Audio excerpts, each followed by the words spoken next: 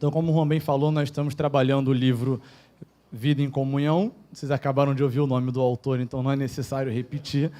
E até aqui, esse livro ele tem 5 capítulos. E nós já trabalhamos até aqui todos os capítulos. Então, nós falamos de comunhão, falamos sobre a comunhão ao longo do dia, né, em como isso é dado, né, como eu tenho comunhão com meu irmão ao longo do dia, não apenas no domingo e nas igrejas caseiras que nós temos durante a semana. Falamos sobre serviço, né, como é importante o serviço dos irmãos uns aos outros no que se refere à comunhão, né? Não tem como ter comunhão sem ter serviço.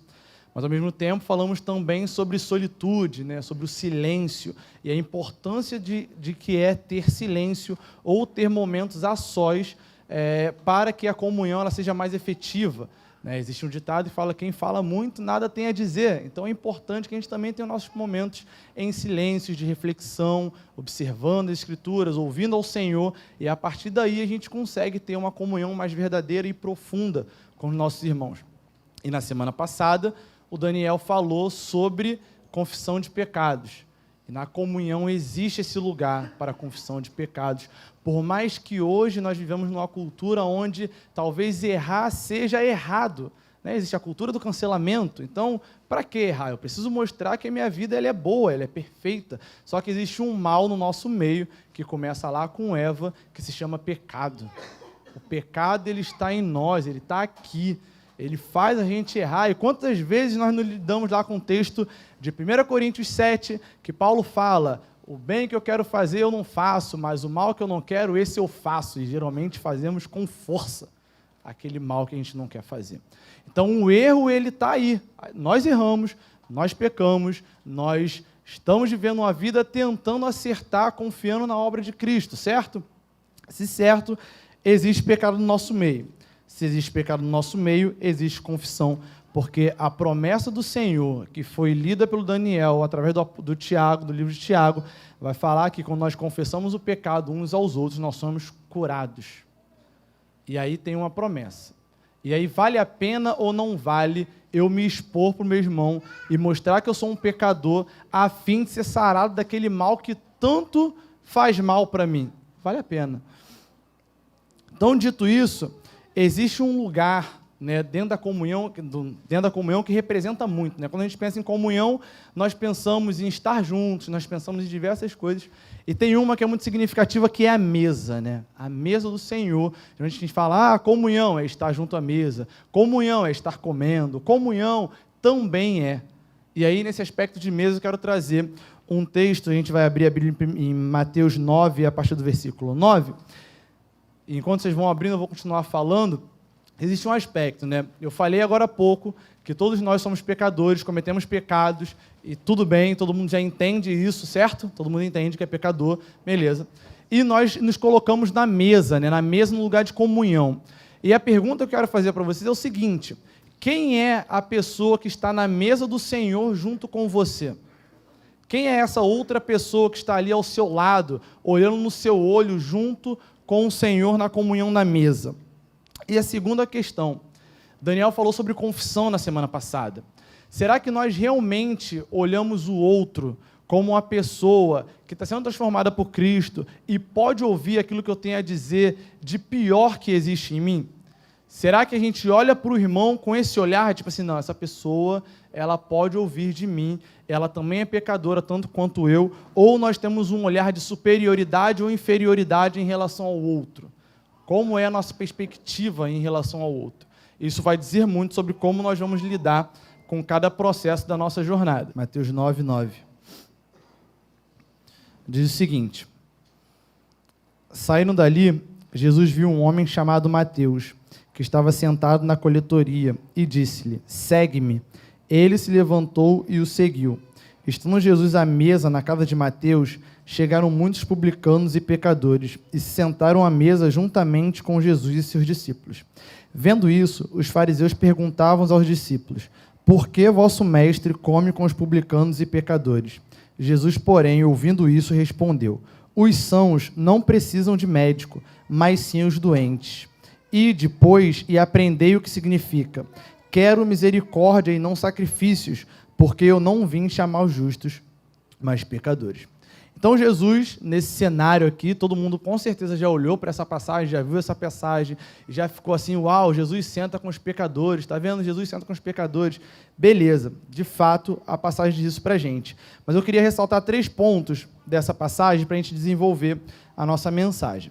Que diz o seguinte, o primeiro ponto, na mesa do Senhor não existe um lugar para rejeição, né? Jesus, ele olha ali os pecadores e ele, sendo um santo, sendo justo, ele não está ali falando assim, não, ó, você não pode sentar aqui não, você não pode, mas pelo contrário, ele se assenta com as pessoas ali que eram até rejeitadas pela ordem religiosa do momento. Então, os saduceus, os fariseus não estavam junto com essas pessoas, mas Jesus se assentava com aquelas pessoas que eram publicamente pecadores.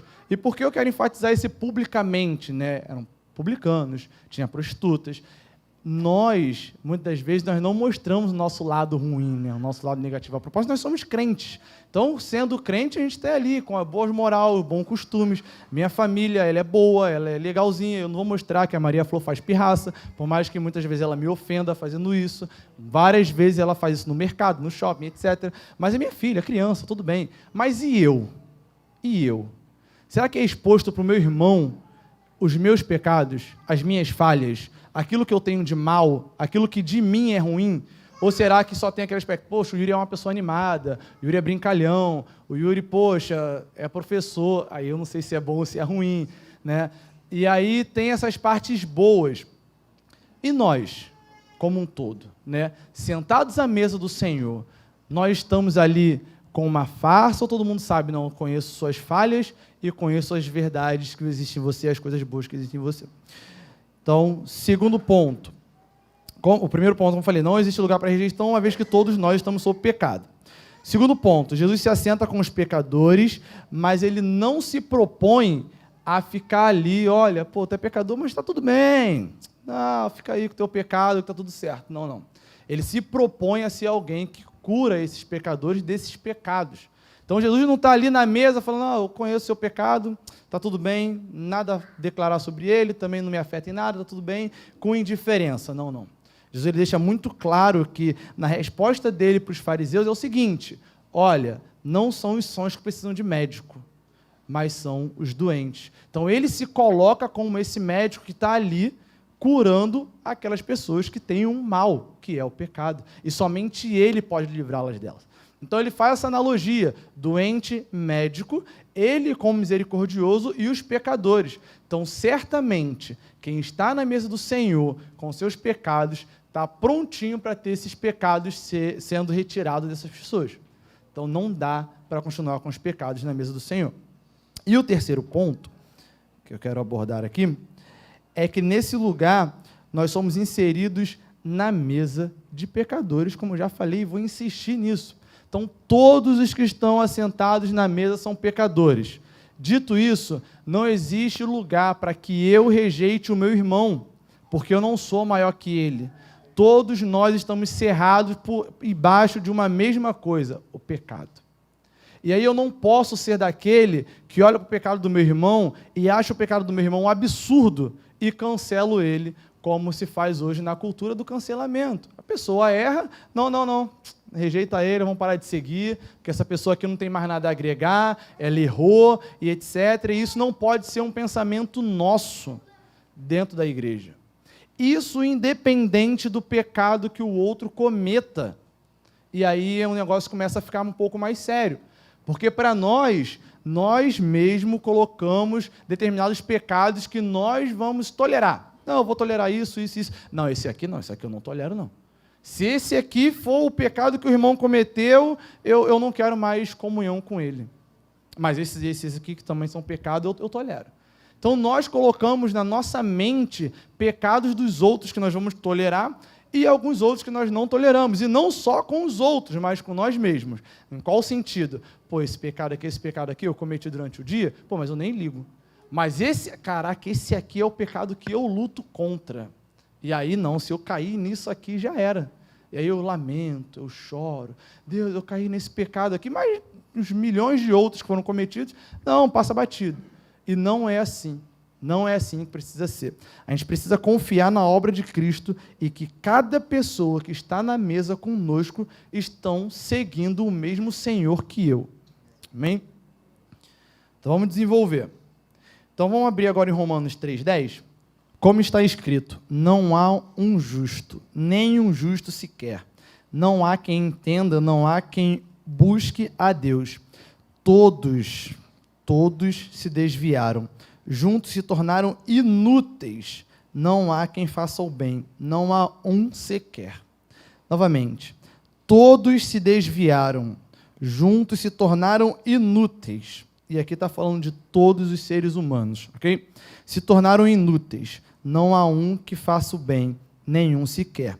Aí a gente vai à frente para o versículo 23, que diz o seguinte: porque todos pecaram e estão destituídos da glória de Deus, sendo justificados gratuitamente pela sua graça por meio da redenção que há em Cristo Jesus, a quem Deus ofereceu como sacrifício propiciatório, por meio da fé, pelo seu sangue. Para a demonstração da sua justiça, na sua paciência, Deus deixou de punir os pecados anteriormente cometidos, para a demonstração da sua justiça no tempo presente, para que ele seja justo e também justificador daqueles que têm fé em Jesus. Ponto. Nós temos o costume de falar que nós somos a comunidade dos santos, o que não é uma mentira, nós somos os santos. O Senhor é santo e nós somos santos como o Senhor, ok? Porque o Senhor é santo, na verdade. Entretanto, existe um aspecto da nossa comunidade que não pode passar despercebido, que é nós somos santos. Mas agora, esse é o nosso estado. Mas antes de tudo, nós somos pecadores que são redimidos. Então, uma vez que nós estamos nesse processo de remissão por meio do sangue de Jesus, nós podemos pecar. Isso não pode ser esquecido pela gente, porque senão a gente vai cair no engano do que o Daniel falou na semana passada, que é, às vezes a gente olha tudo perfeito, e aí nós cometemos um pecado, poxa, eu não vou expor o meu pecado, porque senão vai acabar com a perfeição do local. Né? Aqui não tem espaço para pecador, e é muito pelo contrário.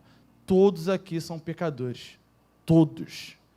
Todos são o que Paulo fala, todos se tornaram inúteis.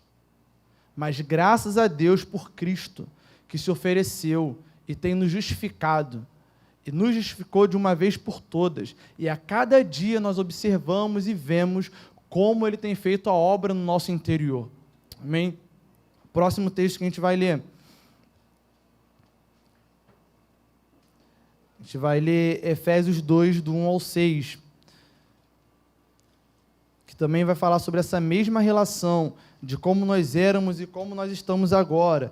Efésios 2, do 1 ao 6, diz o seguinte: Ele vos deu vida, estando vós mortos nas vossas transgressões e pecados, nos quais andastes no passado, no caminho deste mundo, segundo o príncipe do poderio do ar, do espírito que agora age nos filhos da desobediência, entre os quais todos nós também antes andávamos, seguindo os desejos carnais, fazendo a vontade da carne e da mente, e éramos por natureza filhos da ira, assim como os demais. Mas Deus, que é rico em misericórdia, pelo seu imenso amor com que nos amou, estando nós ainda mortos em nossos pecados, deu-nos vida juntamente com Cristo. Pela graça nós somos salvos. E nos ressuscitou juntamente com Ele, e com Ele nos fez assentar nas regiões celestiais. Então nós agora participamos da mesa do Senhor com uma consciência. Nós somos redimidos. Mas ao mesmo tempo podemos pecar. Estamos ali com o Senhor. Ponto 2, Jesus se assenta com os pecadores e se propõe a livrá-los do seu pecado. Então, um pouquinho antes do texto de Mateus 9:9, que a gente acabou de ler, a partir do versículo 1, aparece um cenário onde tem um paralítico. Então, esse paralítico está ali, sentado, etc. Levam ele até o Senhor Jesus, e Jesus, na hora de curá-lo, fala: levante-se, seus pecados foram perdoados. E ali aquelas pessoas que estavam em volta falam assim: nossa, ele está blasfemando, como assim? Ele está perdoando pecados, só Deus pode perdoar os pecados. E aí Jesus olha e fala: então, para vocês verem que o Filho do Homem tem autoridade para perdoar os pecados, filho, levante, pega sua maca e ande. Então é aquele mesmo contexto de cura e perdão dos pecados. O Senhor Jesus, ele tem poder para isso. E existe graça da parte dele para que hoje nós sejamos curados dos nossos pecados. E, por último, é nesse lugar que nós somos inseridos, Cristo e os irmãos. E a mesma pergunta que eu fiz no grupo caseiro na segunda-feira, eu vou fazer para vocês hoje. Que foi o seguinte: como é que eu vejo esse meu irmão que está na mesa sentado comigo? Eu olho para o lado, olho para o outro. Na última vez que eu trouxe uma mensagem, eu falei que nós podemos olhar, né, um para o outro e ver como o Senhor ele está vencendo o reino de Satanás, né? Porque quantas pessoas estão aqui e foram redimidas, saindo desse lugar de escravidão a Satanás e agora servindo ao Senhor. Mas como é que eu olho para esse meu irmão? Eu olho para o meu irmão com olhar de superioridade, eu olho para ele com olhar de inferioridade, eu olho para ele como sendo alguém que pode me oferecer alguma coisa, que não pode me oferecer nada, ou vejo esse irmão como mais um filho de Deus, do qual eu preciso zelar, servir, do qual ele também pode zelar pela minha vida e servir a minha vida. Como é que é o meu olhar sobre o meu irmão? A partir disso, a gente pode entrar em um problema ou podemos ser aprovados dentro daquilo que o Senhor tem proposto para nós. Então, a forma que eu vejo o meu irmão revela se eu compreendi e recebi a vida de Cristo. E é aqui que eu vou traçar um paralelo entre a verdadeira comunhão e a falsa comunhão. E aí, se você estiver anotando, anote para mim o seguinte: a gente vai ver um aspecto sobre o lugar de funcionamento da comunhão, ok? Sobre o condutor dessa comunhão e qual é o alvo da comunhão. Partindo do princípio da comunhão natural ou da comunhão carnal, como é dada às pessoas que têm comunhão um com o outro, mas sem ter o alvo no Espírito. Então, em primeiro lugar, a gente vai abrir em Marcos 7, versículo 21. Então, ali a gente está vendo que o texto está falando que de dentro do coração saem todas as maldades. A maldade brota do coração do homem. E nesse lugar de funcionamento que eu falei da comunhão carnal, é um lugar de escuridão. É um lugar que não existe clareza, é um lugar que de dentro tem muita maldade. E uma característica desse local é que as pessoas que têm encontros que não são espirituais, elas, nesse momento, elas falam mal do outro. Elas têm um relacionamento que não é para glorificar o Senhor. Então, existe maledicência, existe fofoca, existe ira, existe o menosprezar do outro, existe desvalorização do outro, existe tudo aquilo que você pode considerar que seja ruim em relação ao próximo. Nesse lugar da comunhão natural, ela acontece tudo de mal. E aí você pode pensar assim: pô, pelo amor de Deus, quem faz isso? Faz. E se nós pararmos para pensar, em algum momento nós já testemunhamos as características dessa comunhão natural em algum local, em algum momento da jornada. Nós podemos ter até mesmo a gente dentro de um local, dentro de uma roda, e ali as pessoas falando, e a gente até endossa. Fala, realmente, eu nunca tinha reparado que fulano era ruim assim, e realmente é. Não. Em segundo lugar, a gente tem como condutor dessa comunhão natural o prazer. E prazer não é ruim. O problema é a forma que esse prazer é dado. Então, na comunhão natural, a busca é por pares iguais. Em qual sentido? Eu vou ter comunhão com o outro a partir daquilo que eu vejo que o outro tem que é parecido comigo. Então, a minha comunhão ela não tem a ver com Cristo, não tem a ver com nada, tem a ver comigo. Aquele outro, o que ele pode me oferecer? Esse outro aqui que está na mesa do Senhor comigo, ele pode me oferecer o quê? Ele gosta de exercício físico. Pô, vou colar nele. A gente vai ter assunto para falar, né? Poxa, é um assunto, é um par igual que eu tenho. Pô, esse cara gosta de quê? Gosta de futebol. Estou com ele. Por quê? O outro que não gosta? Pô, chato. Chato. Vale a pena eu ter comunhão com ele? Em que ele vai me agregar? Em nada. Essa pessoa não tem nada para me agregar. Então, uma vez que a comunhão não é baseada em Cristo, é baseada no prazer que eu posso ter, eu olho o outro com um alvo, que é o terceiro ponto, que é o benefício próprio. E aí mora um problemaço, porque talvez todos nós, em algum momento, ou fomos vítimas, ou fomos as pessoas que tiveram comunhão com o outro visando o benefício próprio. E existem algumas características que eu quero falar para você. As pessoas que têm a comunhão natural e têm como alvo o benefício próprio, elas até zelam, entre aspas. Elas até amam, entre aspas. Ela até busca o outro, entre aspas. Por quê? Porque buscam, enfim, a fim de ter algo. Então, qual é o benefício próprio que a pessoa pode me oferecer? Vou bajular determinada pessoa porque ela tem dinheiro. E E aí ela pode abençoar a minha vida, né?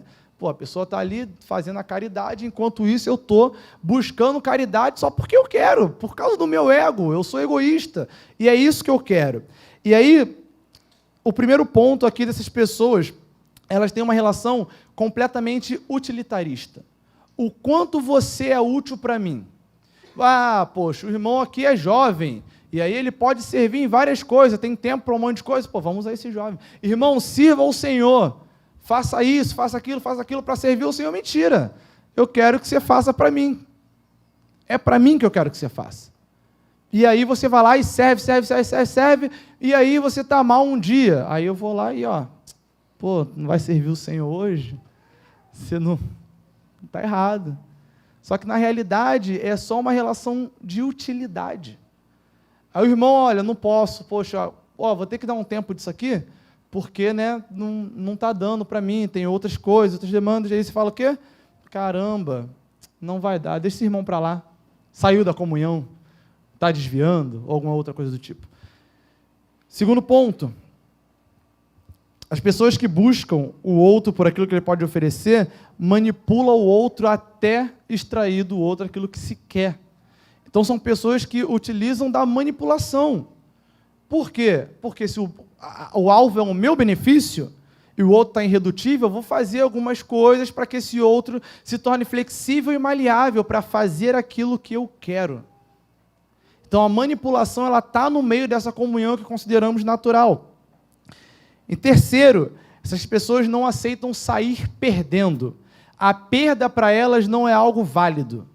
Então, à medida que ela é contrariada e é obrigada ou convencida a fazer outro caminho que não é aquele que ela faz, ela dá um jeito de sair por cima, no sentido de, poxa, eu estava pensando nisso também. Então, olha, eu estou aqui convencendo a Júlia, convenci a Júlia a fazer, não vou usar você como exemplo, não, a cadeira do lado aqui. Tá gravando, né? Aí imagina depois fazer um corte lá. Quem é a Júlia? Então, estou aqui tentando convencer a cadeira a fazer o que eu quero aqui, vamos lá, todo mundo coletivamente. A cadeira, pô, não quero, vamos fazer outra coisa. E aí eu vejo que a cadeira está irredutível e fala, eu acho a sua ideia realmente boa, então eu estou validando a ideia do outro, para não parecer que a minha vontade não está sendo feita, eu estou validando a do outro. E por último, e não menos importante, um quarto ponto, é que essas pessoas elas não se põem a servir. Lembra que no início eu falei que durante toda a caminhada de cada capítulo que nós lemos até aqui, sobre vida em comunhão, havia o serviço, há o serviço.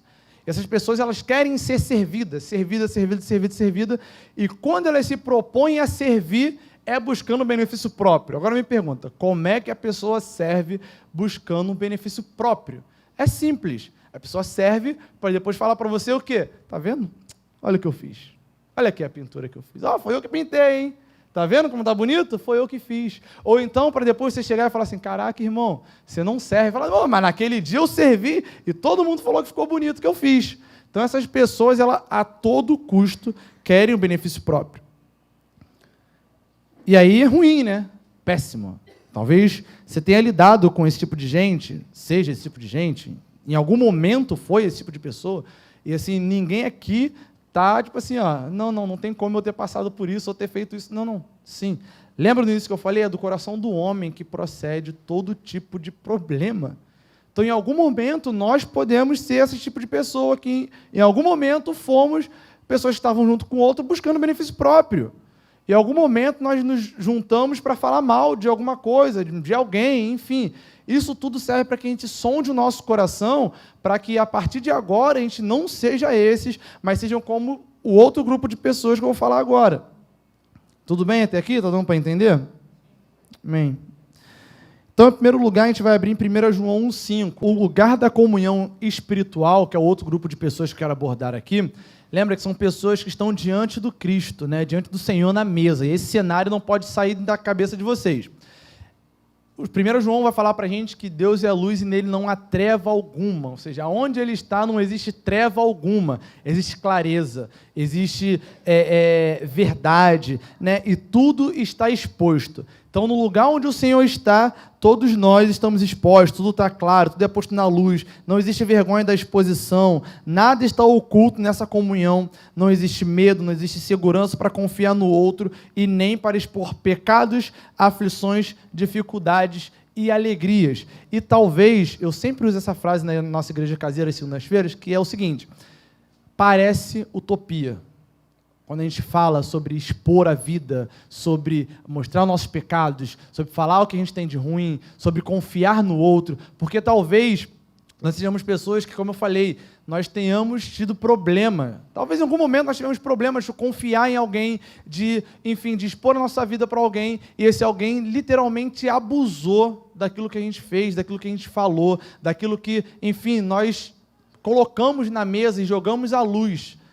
Eu sei que cada um de nós pode ter passado por isso em alguma instância, na igreja ou não, mas tratando do que o Senhor fala, sempre é ideal ficar com aquilo que o Senhor fala, porque é Ele que, antes de tudo, cuida e zela pela nossa vida, independente do outro, independente do sofrimento que nós já tivemos em algum momento, em algum outro local.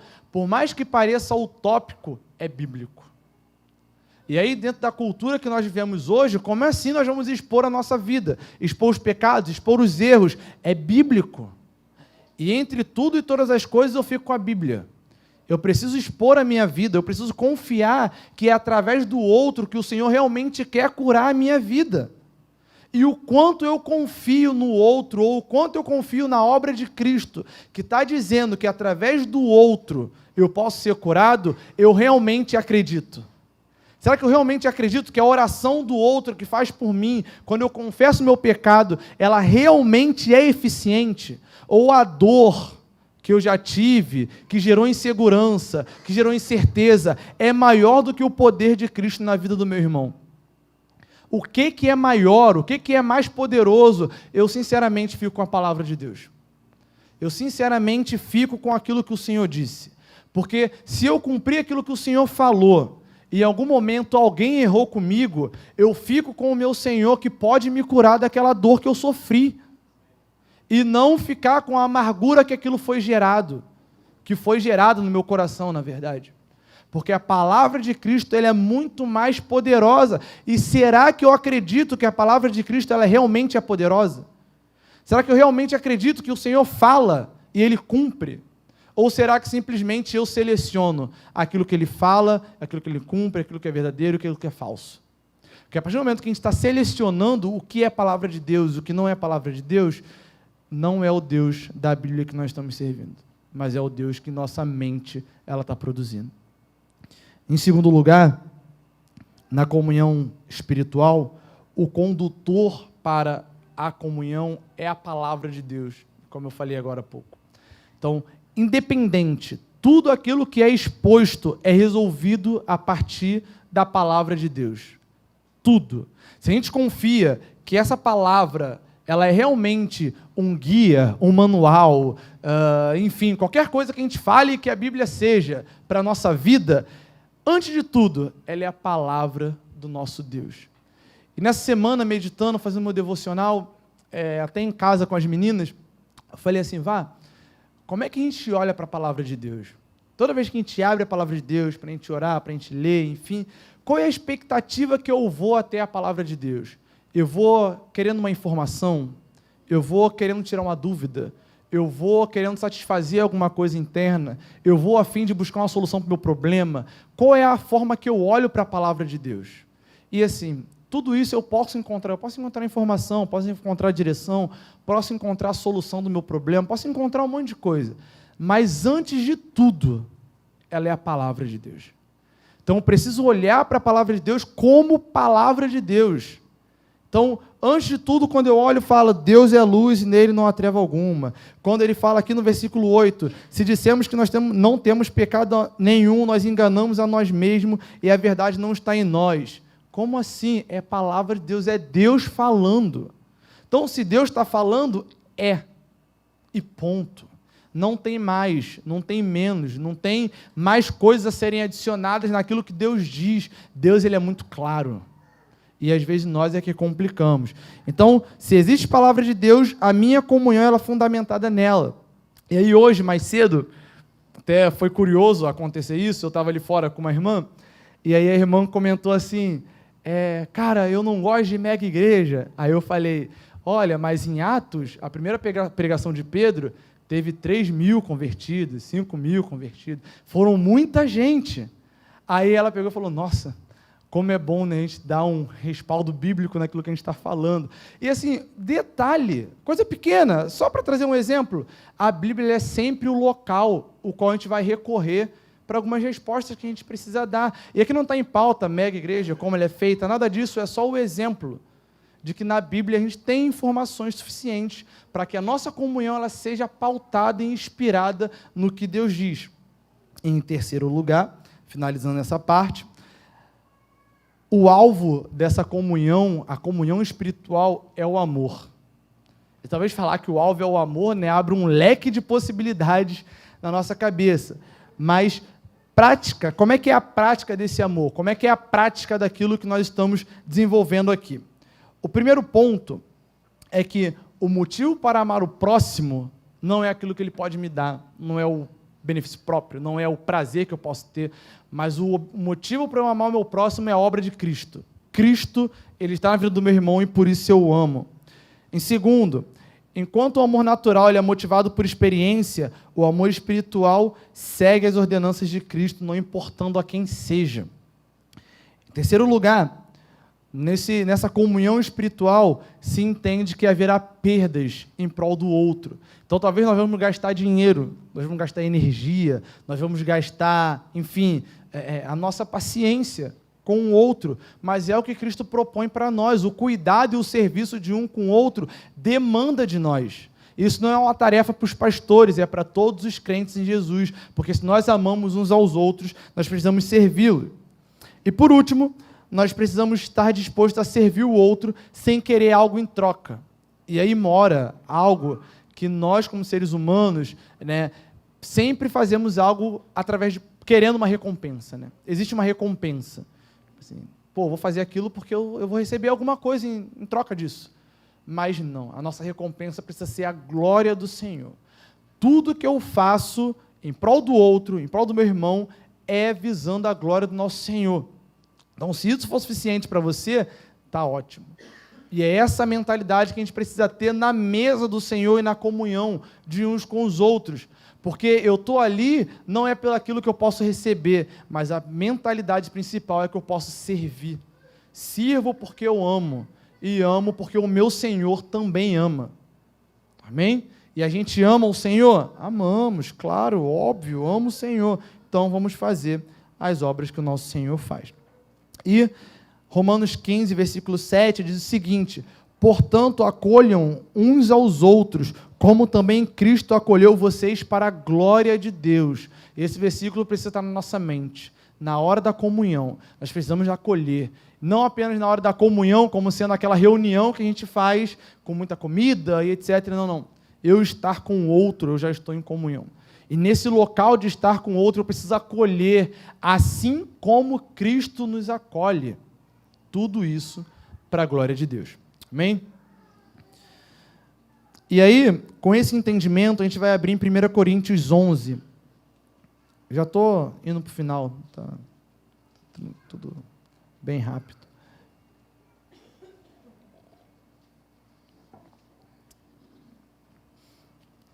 A partir do versículo 17, nós vamos ver do versículo 17 ao versículo 30. E só para contextualizar, né? Paulo está falando sobre a relação da ceia.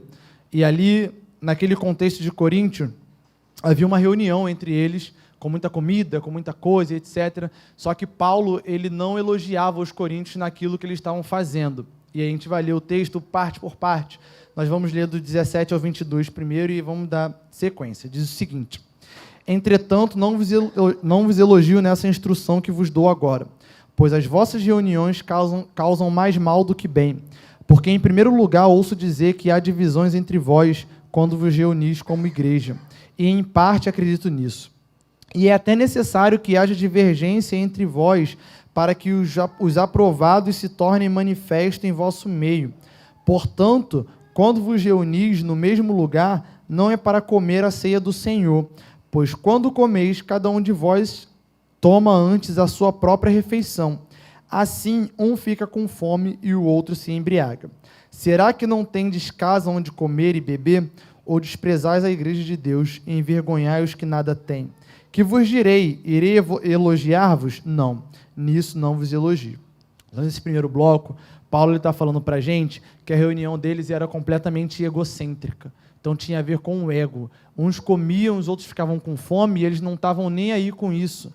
Eles não estavam ali para ter comunhão com o Senhor, mas para encher a própria barriga. Mas antes de encher a própria barriga, havia um ego. Eles eram completamente egoístas. E Paulo fala que a reunião deles causava mais mal do que bem. Então não era bom para cada um que estava naquela reunião estar ali, porque fazia mal. Mas mesmo diante disso, Paulo acha um bom motivo. Ou seja, os aprovados, eles sobressaíam disso e não faziam a comunhão da forma egocêntrica. E lembra do que eu falei? A comunhão natural, aqueles que têm a comunhão natural, eles são completamente egoístas. Então ali, mesmo que o alvo fosse a ceia do Senhor e a comunhão dos santos para ceiar com o Senhor, eles eram egoístas. Então, mesmo num ambiente que era para celebrar a morte e a ressurreição do Senhor, havia ego. Havia ego, porque tem a ver com o coração humano completamente corrupto. Em segundo lugar, a gente vai ler do 23 ao 26, que diz o seguinte: pois recebi do Senhor o que também vos entreguei. O Senhor, na morte em que foi traído, tomou o pão, e depois de ter dado graças, o partiu e disse: isso é o meu corpo que é dado por vós. Fazei isto em memória de mim. Do mesmo modo, depois de comer, tomou o cálice, dizendo: este cálice é a nova aliança do meu sangue. Fazei isso todas as vezes que beberdes em memória de mim. Porque todas as vezes que comerdes desse pão e beberdes do cálice, proclamais a morte do Senhor até que ele venha. Como é que fazia isso, uma vez que todo mundo era egoísta? Como é que celebrava a ceia do Senhor se um estava com fome e o outro estava de barriga cheia? Como é que depois desse cenário caótico de comunhão completamente natural e egocêntrica, olhava-se para esse texto e via que um Senhor ele se entregou, se humilhou, entregou o seu corpo na cruz em nosso lugar? Como é que depois desse cenário olhava: nossa, alguém morreu para que eu tenha comunhão com você, Maurício? Como é que faz? Se eu não conseguir nem te esperar para comer junto, como é que eu falo agora? Não, nós temos uma aliança em Cristo, Adriana, com um cenário completamente egocêntrico. Não tem o menor clima. Não tem como. E mesmo assim, eles faziam uma ceia depois. Como é que faz uma ceia com esse entendimento assim? Não tem como. E aí Paulo ele vai mostrar para eles: olha, o Senhor ele deu o corpo em favor de vós. Ele fala os elementos. Nós já lembramos que o Senhor se deu. O Senhor, sendo o Senhor, se deu. E por isso nós tomamos o pão. Nós olhamos, pegamos o pão e lembramos: um Senhor morreu na cruz. Esse é o corpo do Senhor que foi dado em favor de vós. Fazer isso em memória de mim. Depois nós pegamos o cálice e falamos: esse aqui é o sangue do Senhor, e relembramos que alguém se deu para uma nova aliança. E depois ele fala: nessa comunhão, vocês têm que fazer isso em memória do Senhor, porque vocês vão proclamar a morte do Senhor até que ele venha. Então, se eu olho o outro da forma natural, fica sem clima. Mas se eu vejo o outro na forma espiritual, que um Senhor ele se deu, e por causa disso eu tenho o outro aqui como estima, porque o Senhor também o ama, fica tudo mais tranquilo. A comunhão ela realmente acontece.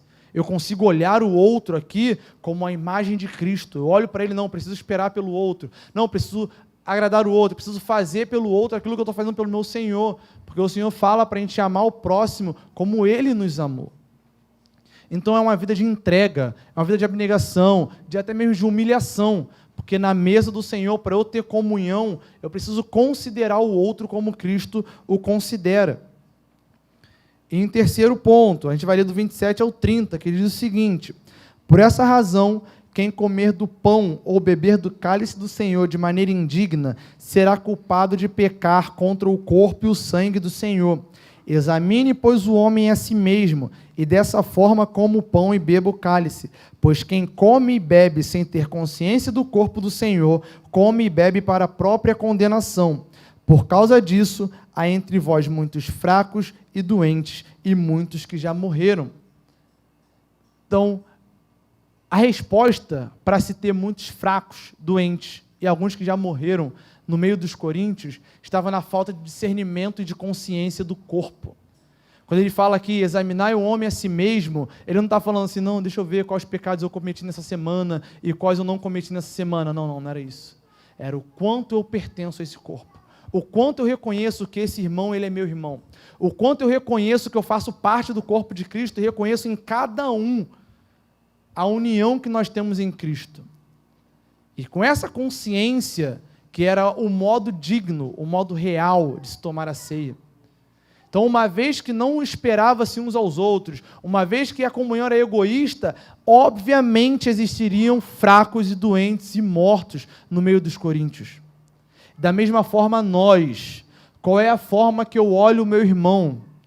Qual é a forma que eu estou tomando a ceia? Eu estou tomando a ceia de modo digno ou de modo indigno? Eu consigo olhar o meu irmão como alguém que realmente pertence ao Senhor e está na comunhão junto comigo?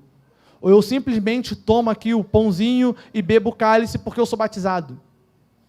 Se é isso que acontece, não há esse reconhecimento da comunhão, nós temos sérios riscos de estarmos fracos e doentes e prestes a morrer, se não mortos. Então a importância de olhar para a comunhão e o corpo do Senhor, ela está no detalhe. Como eu vejo o meu irmão? Como eu observo esse meu irmão que está na mesa comigo? Eu olho esse irmão com o olhar de Cristo ou não? Porque não é só seguir o sacramento, sabe? Não é só tomar o pão, não é só tomar o cálice, eu tenho uma comunhão com você, e trocar o cálicezinho aqui, pegar um pão, não. É muito mais. É reconhecer de fato, eu tenho uma comunhão com você. E o reconhecer e ter a comunhão com você é conseguir olhar para o irmão e falar, olha, eu consigo expor a minha vida para você. A minha vida está disposta diante de você, eu abro minha casa, você pode ir lá na minha casa, a gente conversa, a gente expõe a vida, e esse irmão saber no que eu sou ruim e no que eu sou bom. E mesmo assim esse irmão não se escandalizar, porque o corpo é formado por pecadores que estão sendo redimidos. E não só tem aspectos negativos, mas vai ter um aspecto positivo, que é quando o irmão fala, irmão, sabe aquele pecado que eu cometia? Eu estou há tanto tempo sem cometer. E aí todos juntos nos alegramos, porque eu estava orando por isso com você, cara. Porque Cristo está fazendo a obra. É uma pergunta que eu sempre me faço, caramba, quando eu olho há 10 anos atrás, foi quando eu me converti, como eu estou agora, Deus está fazendo a sua obra. Ele continua, mudou muita coisa, graças a Deus. Graças a Deus. E olhar para o irmão, aquilo que ele está sendo desenvolvido, caraca, meu irmão chegou aqui dessa forma, e agora ele está amadurecendo, aquilo que ele fazia ele não faz mais, naquilo que ele pecava ele não peca mais, glória de Deus. E as práticas de seguir passos de fé, a Bíblia fala isso, eu vou fazer. A Bíblia manda eu fazer isso, eu vou fazer. E essa pessoa vai sendo aperfeiçoada, aperfeiçoada e aperfeiçoada. E para finalizar, tem um trecho do livro, vou abrir aqui para a gente ler, sobre a relação da importância da comunhão, principalmente na ceia, que ele fala o seguinte: quando os irmãos querem em conjunto receber a graça de Deus na ceia do Senhor, é preciso deixar de lado a raiva, a rivalidade, a inveja, as fofocas e tudo aquilo que atenta contra a fraternidade. E deixar de lado não é só deixar de lado, é expor ao Senhor, é deixar claro diante de Deus. Então, aquilo que levou Jesus a ser acusado de blasfêmia, a saber, o fato de que ele perdoava pecados, isso ocorre hoje, ocorre agora, dentro da irmandade cristã, pelo poder da presença de Cristo que está em nosso meio. E na ceia do Senhor, a vida comunitária dos crentes que vive sobre a palavra de Deus, ela se torna plena. Você acredita que no meio da comunhão dos santos é possível experimentar aspectos daquilo que nós vamos experimentar na eternidade? Será que você olha a reunião dos irmãos, a comunhão dos santos, como mais uma reunião ou como uma expressão daquilo que virá. Porque o Senhor fala que quando Ele voltar, os santos estarão com Ele na glória. E a comunhão dos santos é um pré-anúncio daquilo que vai acontecer. A gente olhar aqui, eu vejo Mateus, vejo a Bruno, Magno, vejo a galera aqui e falo assim, caraca, são as pessoas que estarão comigo na glória quando o Senhor voltar. Eu estou contribuindo para o aperfeiçoamento de cada santo aqui, para estar junto conosco, um junto com o outro, na glória quando o Senhor voltar. Essa perspectiva precisa estar na nossa cabeça. Todos nós seremos aperfeiçoados até o dia de Cristo, e a comunhão dos santos é a ferramenta que o Senhor deu para que nós sejamos aperfeiçoados. E a confissão de pecados para que nós sejamos sarados. Amém?